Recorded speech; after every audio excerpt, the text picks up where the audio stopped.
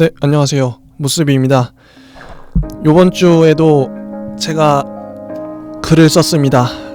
제가 쓴 글을 읽어드릴게요. 2장을 썼는데요. 일단 한번 좀 읽어보고 이걸 왜 썼는지, 그리고 여기 나와 있는 내용에 대해서 좀 덧붙일 말이 있으면 하고 끝내도록 하겠습니다. 좀 일찍 끝날 수도 있고요. 읽도록 하겠습니다. 시간이란 인간만의 개념이다.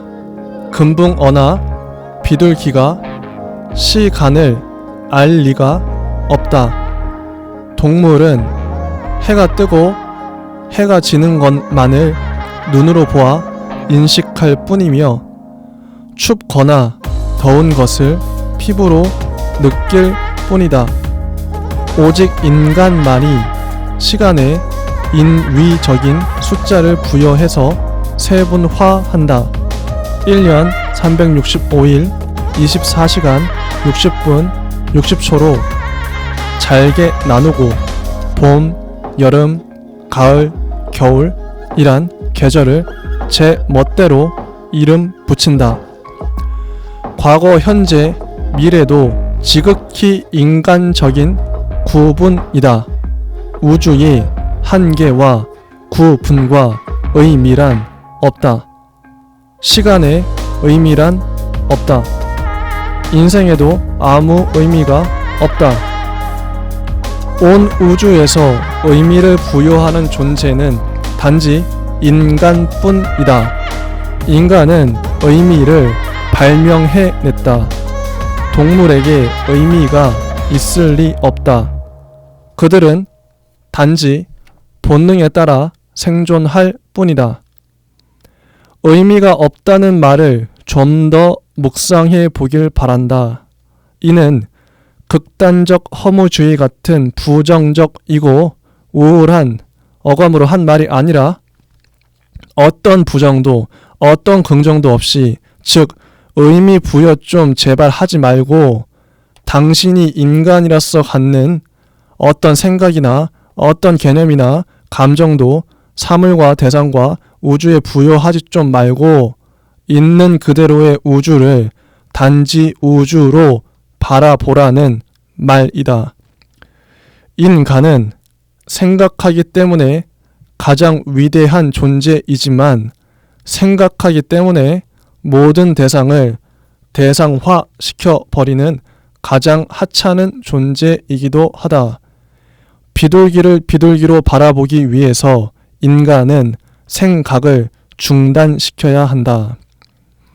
비둘기에게 온갖 역사와 의미와 규제와 윤리와 상상을 떡칠해서 바라보는 인간들의 모습은 비둘기가 바라보기엔 고개만 갸우뚱거리게 만드는 블랙 코미디가 아닐 수 없다.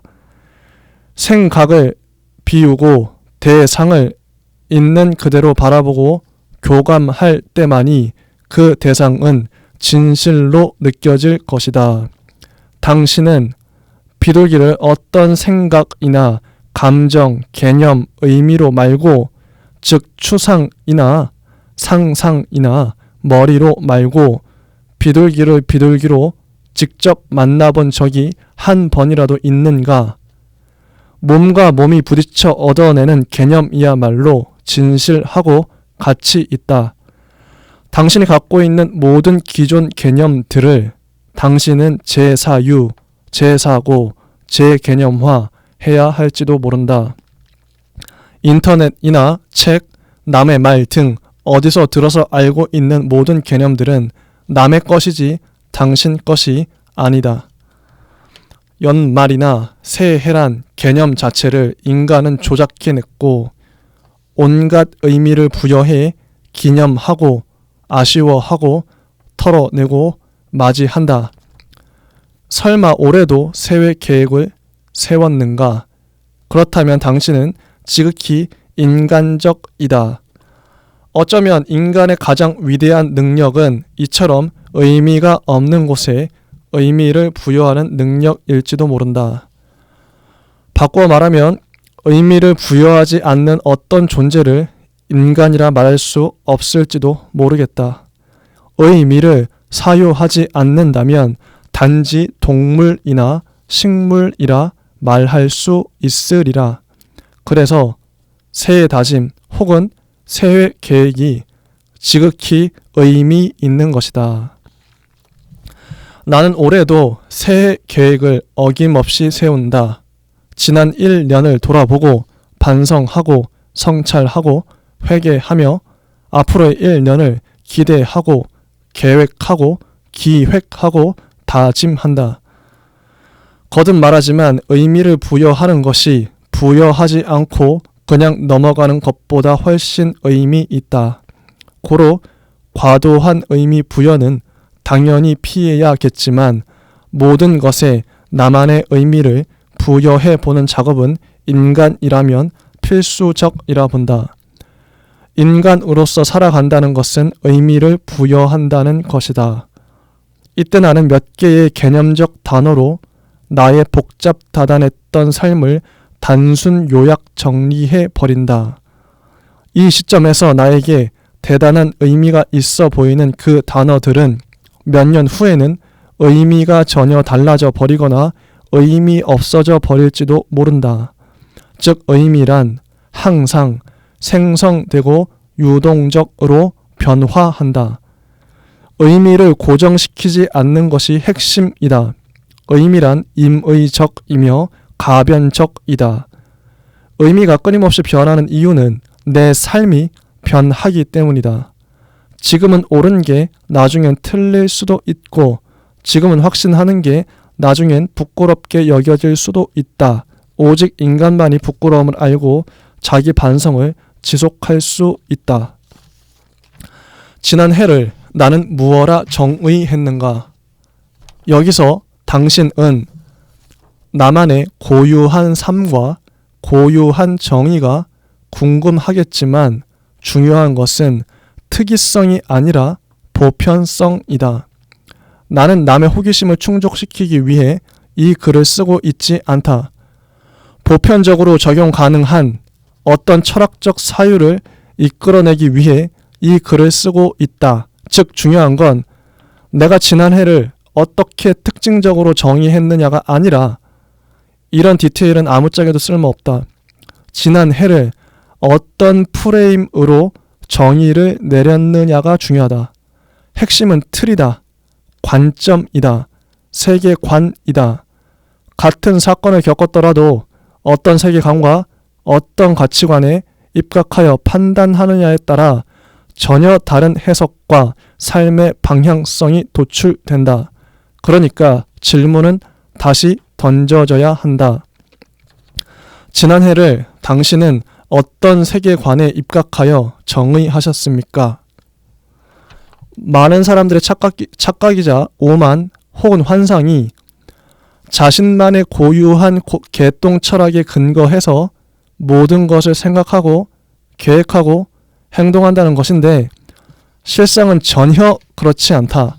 인간은 사회적 동물이다. 모든 인간은 이데올로기에 포섭되어 있다. 확신하건대 당신은 기존의 세계관, 종교관, 정치관 등 이미 낳고 다른 가치관에 의거해서 살아가고 있을 가능성이 매우 높다. 따라서 제일 첫 번째로 우리가 할 작업은 내가 묶여있는 나의 생각의 틀이 무엇인지를 자기 객관화하는 것이다. 나의 경우 기독교적 세계관, 가부장적 세계관, 존재론적 세계관, 소비주의적 자본주의 세계관 등으로 내가 매여 있는 세계관들을 명확화하는 작업을 지난 수십 년간 수행해 왔다. 인문학이란 세계관들의 민낯을 밝히는 모든 학문을 일컫는다. 철학이란 세계에 보이지 않는 구조를 개념적으로 보이게끔 만들어주는 고마운 학문이다. 그래서 당신은 우리는 공부가 필요하다. 세상은 공부한 만큼만 보인다. 귀신 들린 사람은 자신이 귀신 들린 줄 알지 못한다. 그 귀신에 대해 공부하는 자만이 그 귀신의 정체를 알고 귀신으로부터 자유로울 수 있다. 오늘날 많은 사람들은 귀신들을 덕지덕지 붙여서 머리에 이고 다닌다. 트라우마는 자기가 인식하는 순간 더 이상 트라우마가 아니라고 한다. 당신은 트라우마를 정의내릴 필요가 있다. 그 방법은 오직 공부뿐이다. 자신과의 끝없는 대화 말이다. 지난해에 나는 유튜브 5개를 시작했다. 철학, 문학, 영화, 운동, 열대어 유튜브다. 성공과 실패는 전혀 중요치 않다. 시작했다는 그 사실이 중요하다.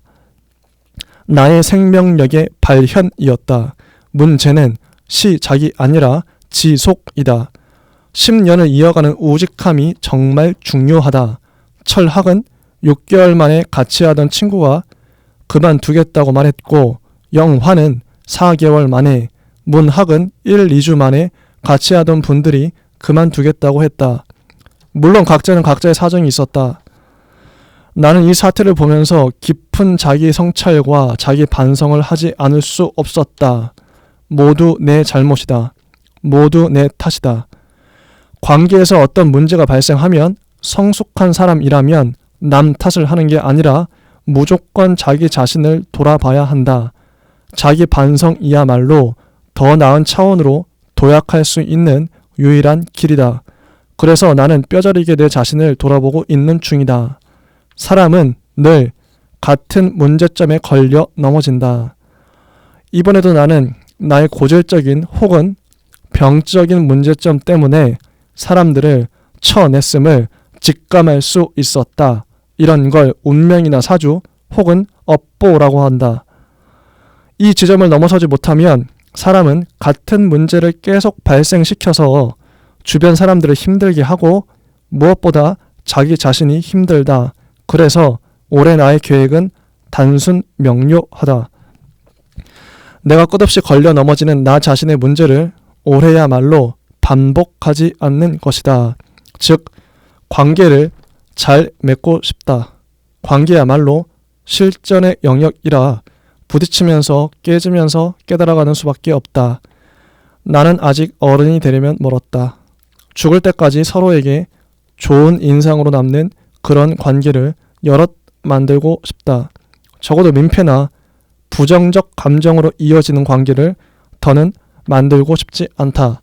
나의 글이 자기 반성일 수밖에 없는 이유가 이러하다. 네, 여기까지 읽었고요.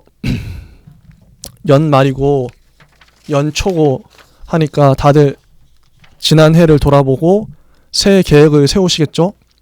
그래서 저도 그런 맥락에서 이왕에 그래서 인간은 의미를 부여하는 존재라 이왕에 그래 연말이지 연초지 하니까 이 글을 쓰면서 좀 생각을 정리해봤어요. 내가 지난해 잘한 건 뭐고 잘 못한 건 뭐고, 그렇다면 이제 올해 나는 어떤 것들을 좀 잘못한 것들을 어떻게 좀 개선할 수 있을까? 아니면 잘한 걸 더 잘할 수 있을까? 이런 생각을 했더랬죠. 근데 이제 생각나는 건 관계였어요. 관계. 유튜브를 시작한 건 잘했어. 잘한 건데 그렇다면 시작하긴 잘했는데 그걸 함께 했던 사람들이 오래 가지 못하고 자꾸 떨어져 나간단 말이죠. 물론 그건 이제 구조적인 문제점도 있죠. 저는 직업으로 업으로 삼기 위해서 이걸 하는 건데 그분들은 각자의 직업이 있고 각자의 사정이 있으니까 각자의 길로 간 거죠. 다 이해해요. 공감하고. 그런데 이게 단지 상황만의 문제일까? 나의 문제도 많이 있다. 제가 잘 못해서 인간적인 매력도 중요하겠고 좀 중심을 잘 잡는 거, 뭐 윤리성뿐만 아니라 모든 부분에 제가 부족한 부분이 많기 때문에 그래서 어떻게 하면 나의 인성을 더 높일 수 있을까? 어떻게 하면 인간적인 매력을 더 높일 수 있을까? 그럼 뭐 잘 사는 수밖에 없는 것 같아요. 관계를 잘 맺는 수밖에 없는데 저한테 항상 주어진 과제입니다. 어떤 사람한테 이게 쉽겠죠. 근데 저한테는 너무 어려워요. 그래서 관계를 잘 맺고 싶다. 한 사람과 만나면 그 사람과도 좀 오래 가고 싶다. 좋은 기분, 좋은 감정으로 오래오래 만나고 싶다.